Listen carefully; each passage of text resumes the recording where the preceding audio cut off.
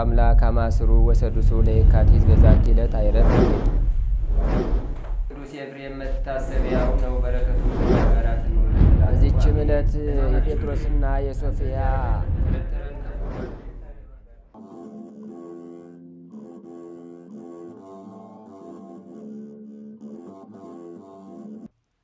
ስማ ወልዶ መንፈስ ቅዱስ አሐዱ አምላክ አማስሩ ወሰሙኑ ለየካቲት በዛቲ ዕለት አይረፍ አብ ቅዱስ ተአማኒ አባ መላሊዮስ ሊቀ ጳጳሳት ዘአንጾኪያ። አንድ አምላክ በሆነ በአብ በወልድ በመንፈስ ቅዱስ ስም የካቲት 18 በዚች ቀን ታማኝ የከበረ አባት የአንጾኪያ ሊቀ ጳጳሳት አባ መላሊዮስ አረፈ። ይህም ቅዱስ አዋቂና አስተዋይ ነበረ። በታናሹ ቆስጠንጢኖስም ዘመነ መንግሥት በአንጾኪያ አገር ሊቀ ጵጵስና ተሾመ። ከተሾመም እስከ 30 ቀን ኖረ። ከዚህም በኋላ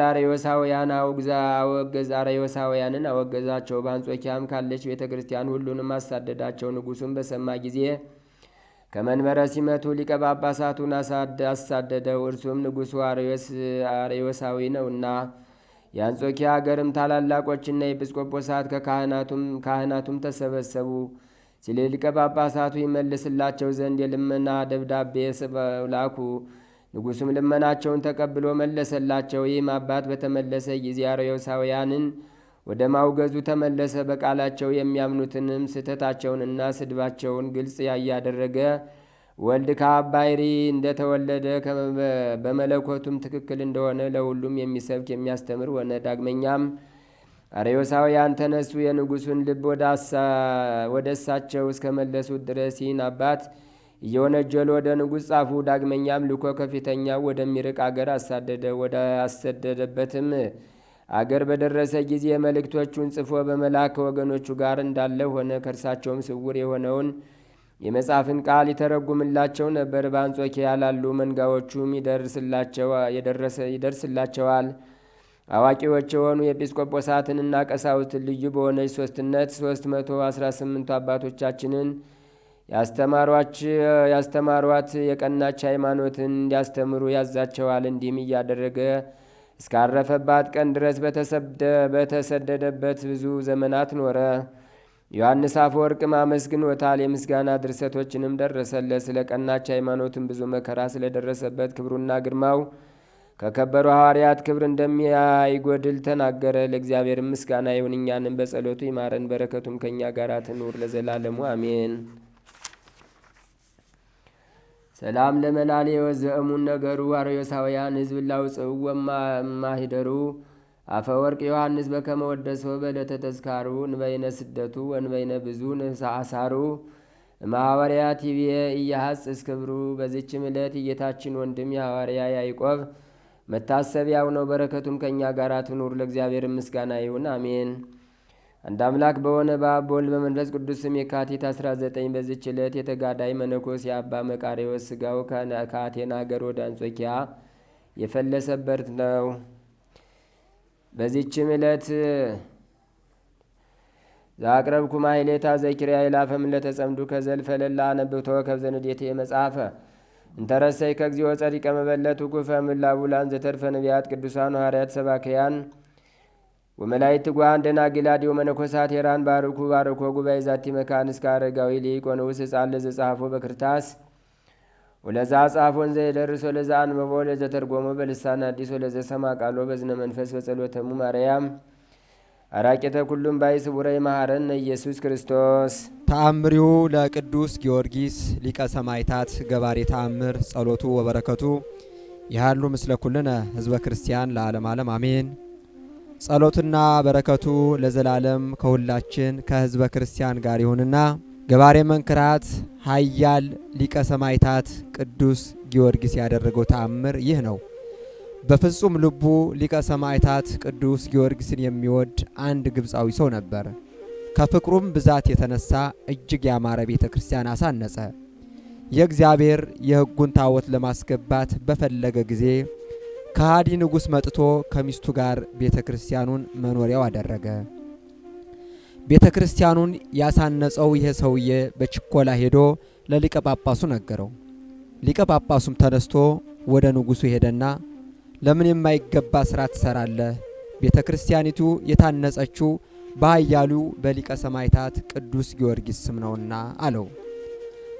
ንጉሡም ይህንን ንግግር ሰምቶ እጅግ ተቆጥቶ ያስረውና ይገርፈው ዘንድ ወደደ።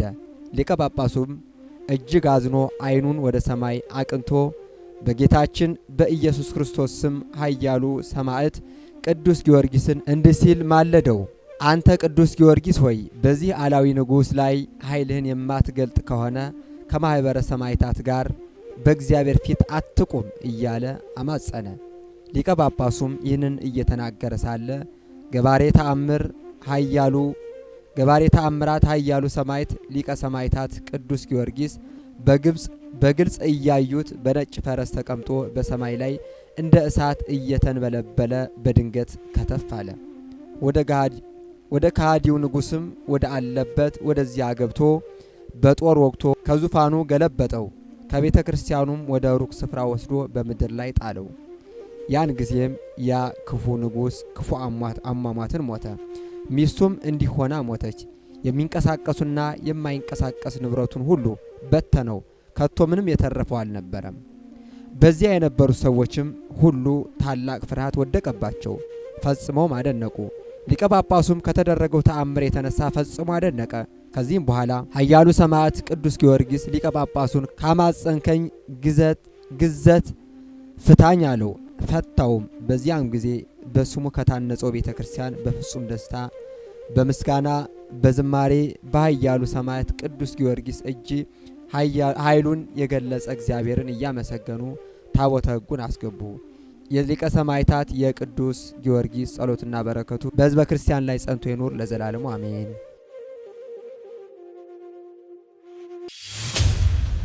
እግዚአብሔር የምትፈታተኑ ሰዎች አላችሁ። አሁን ሰማይ በርግጫ የሆናችሁ ሰዎች፣ በእውነት ያስቸገራችሁ ሰዎች እግዚአብሔርን የምትፈትኑት ሀብት ሰጣችሁ።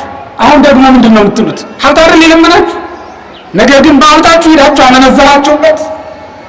እግዚአብሔር ገንዘብ ሰጣችሁ፣ ግን በድሆች ላይ በራችሁን ቆልፋችሁ ብቻችሁን በላችሁት። እግዚአብሔርን ፈተናችሁት። በስንቱ ትፈትኑት በእውነት። እግዚአብሔር መልካም ሚስት ስጠኝ ብላችሁ ለምናችሁት፣ ሚስት ሰጣችሁ። እናንተ ግን ሌላ ሴት አማራችሁ። አራት ትፈታተኑት በእውነት። እንደው የራሴ የአንገቴ ማስገቢያ አንድ ጎጆ ስጠኝ ብላችሁ ለምናችሁ፣ እግዚአብሔርን ለምናችሁን ሰምቶ አንድ ጎጆ ሰጣችሁ። እናንተ ግን ሌላ ደግሞ አማራችሁ። አራት ትፈታተኑት በእውነት። እግዚአብሔርን በጸሎታችሁ ለምን ትፈትኑታላችሁ? እግዚአብሔርን የሚፈታተን ጸሎት አለ ወገኖች። ምንድነው ካላችሁ፣ ልመና የበዛበት ጸሎት ነው። መጥገብ የሌለበት፣ እርካታ የሌለበት ህይወት። እግዚአብሔርን የምትፈትኑት እርካታ የሌላችሁ ሰዎች ናችሁ። እማትረኩ ቢሰጣችሁ ጤና ስጠኝ አላችሁ፣ ባለፈው ዓመት ከነበረባችሁ ነው ይገራበላችሁ። ጤነኞች አረጋችሁ፣ እኩል አረጋችሁ ከሰው ጋር። አሁንም እግዚአብሔርን ትፈትኑት። እንደፈለጋችሁ መጠጥ ቤት ትውላላችሁ፣ ታድራላችሁ። እየበላችሁ እየጠጣችሁ ያመጣችሁትን ደዌ በኋላ ደግሞ እግዚአብሔርን ታማርሩበታላችሁ። እግዚአብሔርን አትፈታተኑት። በእግዚአብሔር ላይ ሰይጣን ትሆኑበታላችሁ። በእግዚአብሔር ላይ መሰናክል ትሆኑበታላችሁ ወገኖቼ። እግዚአብሔር ስልጣን እንዲሰጣችሁ ከፍ እንዲያደርጋችሁ ለመናችሁ፣ ግን በስልጣናችሁ ታባያችሁበት፣ ጎረቤቶቻችሁን ጎዳችሁበት። እግዚአብሔርን አትፈታተኑት። ምድርን ሁሉ ሊሰጣችሁ ቢችል ምን ታደርጉ ነበር? በእውነት ይሄ እናንተ የምታሟቸው ባለስልጣናት ዛሬ ያሉበት ቦታ ላይ እናንተ ብትሆኑ ምን ታደርጉ ነበር? በእርግጥ ዛሬ የሚሞተውን ሰው እናንተ ታደርጉት ነበር? በእርግጥ አሁን የሚፈሰውን ደም ታስቆሙት ነበር? እግዚአብሔርን የሚፈታተኑ በጣም ብዙ ሰዎች አሉ። እነዚህ ሰዎች ሲሾሙ ድሮ የሚፈሰውን ደም እናስቆምላቸዋለን ብለው ነበረ። ግን ደማችን አሁንም ግድብ እንደሌለው ውሃ በዝቶ ይፈስ ጀመር። እግዚአብሔርን መፈታተን ማለት ይሄ አይደል? አንድ ቀን ስልጣን በእጄ በገባ እንጂ የኢትዮጵያን ሕዝብ እንባውን በጠረኩለት ነበር ብለው የነገሩን በጣም ብዙ ሰዎች ነበሩ። ግን አምና ያለቀስንበትን አጀንዳ ሳይሆን ሌላ አጀንዳ አምጥተው ደግሞ እንባችንን ጨመሩት። ድሮስ ወገኖቼ እናለቅስ የነበረው ሲረበን ብቻ ነበር። አሁን ግን ጠግበን የምናለቅስ ጀመር። ድሮስ ወገኖቼ እናለቅስ የነበረው አገራችን ላይ ሆነን ነበር። አሁን ግን ለማልቀስ እንኳን ሀገራችን ላይ ሆነ እንኳን ለማልቀስ እድሉን አጥተን ከሀገር ሀገር እንንከራተታለን። ድሮስ ወገኖቼ ማልቀስ መልካም ነበር። ቀን ብናለቅስ ማታ በእንቅልፍ ሌሊቱን እናሳልፍ ነበር። አሁን ግን ሌሊትም ቀንም እናለቅሳለን። ድሮስ ወገኖቼ መንግስት ቢያስከፋን ቤተክርስቲያን መተን እናርፍ ነበር፣ እንጽናና ነበር። አሁን ግን ማልቀሻ እንኳን ቤተክርስቲያን እንዳይኖር በቤተ መቅደሳችን ደግሞ መጡብን። እኔ የት ሄደን ነው የምናለቅሰው? ድሮ እኮ ማልቀስ ጥሩ ነበር። ማልቀሻ ቦታ እንኳን ነበረ፣ ማልቀሻ ጊዜ እንኳን ነበረ። አሁን ሁሉ ጊዜ ማልቀስ። አረ እግዚአብሔርን አትፈታተኑት። ምን ያደርግላችሁ እግዚአብሔር? በእውነት ምን ይስጣችሁ? ያልሰጣችሁን ነገር እስኪ አንሱ። ምን ያላደረገልን ነገር ኖሮ አሁን ያልቆረባችሁት? በእውነት ምን እየጠበቃችሁ ነው? ንስሐ ያልገባችሁት? በእውነት ምን እንዲጨምርላችሁ ፈልጋችሁ ነው እስካሁን ድረስ እዚያው የቆማችሁበት ስፍራ ላይ ቆማችሁ ይቀራችሁ? ምኞታችሁን ተሳክቶላችሁ ፍላጎታችሁ ሰምሮላችሁ አራት ተፈታተኑት። ቅዱስ ቃሉ ግን የሚለው አምላክህ እግዚአብሔርን አትፈታተነው ነው የሚለው። እስኪ በሉትላችሁ ላንተ ነው እግዚአብሔር እንዲህ የሚልህ አትፈታተነው። ትዳር ያዝክ አይበቃም? ከሚስት አልፈህ ሌላ ሴት የምታይ የምትበላው የምትጠጣው ሰርተህ አይበቃም? የሌሎችን ቀምተህ የዕለት እያለህ የዓመት ለማድረግ ያለቻቸውን የዕለት ምግባቸውን የነጠቃቸው አይበቃም? ሁለት ቤት እያለህ የመረጥከው ቦታ ላይ ማደር እየቻልክ ድሆች ደሳሳ ጎጆ ሰርተው ቢኖሩ ቤታቸው የምታፈርስባቸው አይበቃም? እንደ ወገኖች አትፈታተኑት እንጂ ይችልበታል እኮ መንቀል እግዚአብሔር ይችላል እኮ። እንደ ሾማችሁ መሻርም ያውቃል፣ እንዳነሳችሁ መጣልም ያውቃል፣ እንዳከበራችሁ ማዋረድም ይችላል እግዚአብሔር። አይታችሁታል በዓይናችሁ ስንት ነገስታትን ሲያዋርድ አይታችሁታል። ብዙዎችን ወደ መቃብር ሲሸኛችሁ ሳያስቡት ስልጣን ለመልቀቅ መቼ ትለቃላችሁ ሲባሉ ያው እንግዲህ ይሄን ላለመመለስ ብዙ አረፍተ ነገር ይደረድራሉ። መጨረሻ ላይ ነው ምናልባት ያው ፓርቲው እንዳዘዘ ወርዳለሁ ይላሉ። መጨረሻ ላይ ስልጣን ላለመልቀቅ ሲታክቱ ስንት ዓመት እግዚአብሔር ግን ነቅሎታል። አይታችኋል እኮ የእናንተ ዕጣ ፈንታ እንደዚያ ነው የሚሆነው። አትፈታተኑት በእውነት። የመጨረሻውን ነግሬያችሁ ልጨርስ። እግዚአብሔርን ከመፈታተን ሁላችንን የሚሰውረን በሕይወታችሁ በምንድን ነው እግዚአብሔርን የፈተንኩት ግን በሉ ወገኖች። በንግግራችሁ ፈትናችሁታል፣ ክፉዎች ሆናችሁ በአንደበታችሁ ፈትናችሁታል። በእውነት በገንዘብ መውደዳችሁ ምክንያት ፈትናችሁታል እግዚአብሔር። አልጠግብ ባይነታችሁ ፈትኖታል እግዚአብሔርን። አምላክህ እግዚአብሔርን አትፈታተነው ነው የሚለው መጽሐፍ። ሁላችንንም ከዚህ ይሰውረን።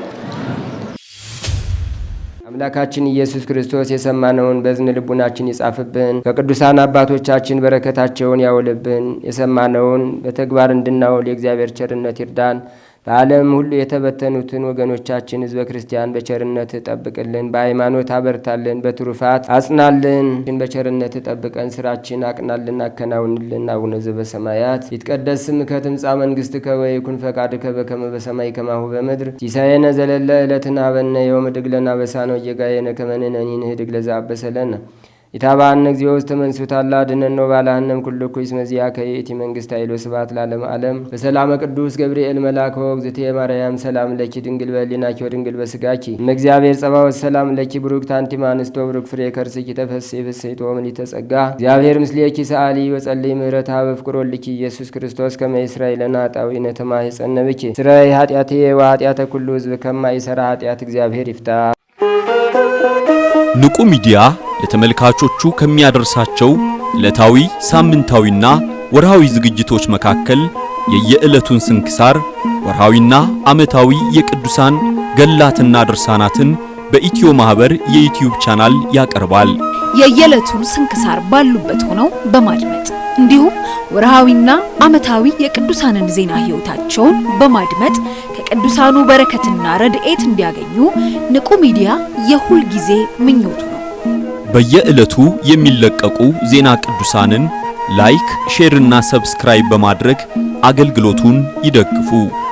ንቁ ሚዲያ ርቱ የቤተ ክርስቲያን ልሳን